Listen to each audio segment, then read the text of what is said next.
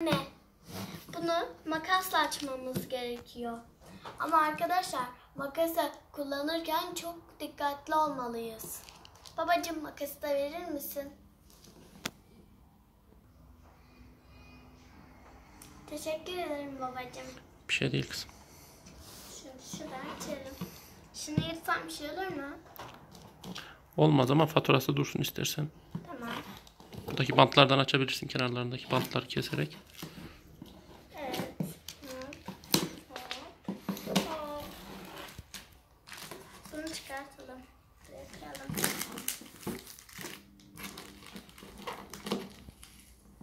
Makası kullanırken küçükler kullanmazsa çok iyi olur. Çünkü ellerini kesebilirler. Bunu her videoda söylüyorum.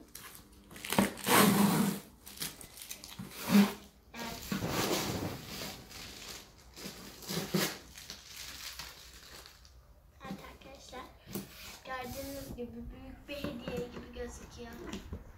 Değil mi babacığım? Evet. Ne var acaba içinde? Bilmiyorum. Şuradan açalım.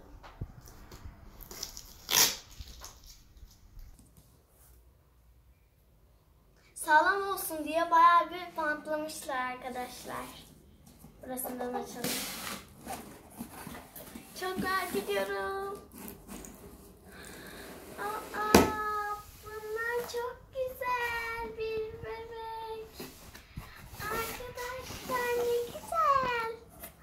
Çok tatlı şu kuzu ve şu penguenle şu tavşan. Çok teşekkür ederim baba. Rica ederim kızım. Arkadaşlar ben bunu istemiştim ama alamamıştık. Ama babam bunu sipariş etmiş. Bunu nasıl açacağız babacığım? İçerisinden çıkar. Ay babacığım çok güzel. Gördüğünüz gibi arkadaşlar. Çok güzel. Kuzu da çok tatlı hatta. Tavşan da, penguen de. Evet arkadaşlar. Nasıl, beğendiniz mi siz de? Burada bir şeyleri de var. Tilki, tavşan mesela bunlar. Bunlar da hoş, güzel. Ama benimkiler daha güzel. Baksanıza koyunun saçlarına. Tavşan çok tatlı, penguen de. Hadi bunu açalım o zaman. Bunun için bak.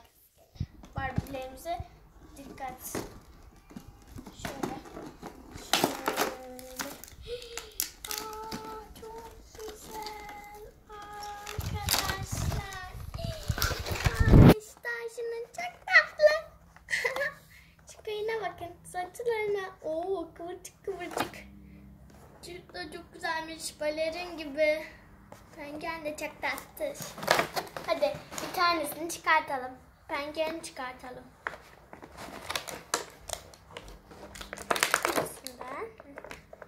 Şuradan çıkartalım. Bakın arkadaşlar. Çok güzel bir Barbie bebek. Böyle. Çok da tatlı gözüküyor. Hayvanı da aynı o şekilde. Hayvanı da çıkartalım. O hayvan çıkmıyor arkadaşlar. Ay hayvan çok tatlıcık. Evet arkadaşlar, gördüğünüz gibi Barbie bebeklerim en çok istediklerim bunlardı. Babam alamadı ama benim için yine de parasını harcadı arkadaşlar. Evet arkadaşlar, bir başka videoda görüşmek üzere. Kanalıma abone olmayı ve beğenmeyi unutmayın. Hoşça kalın.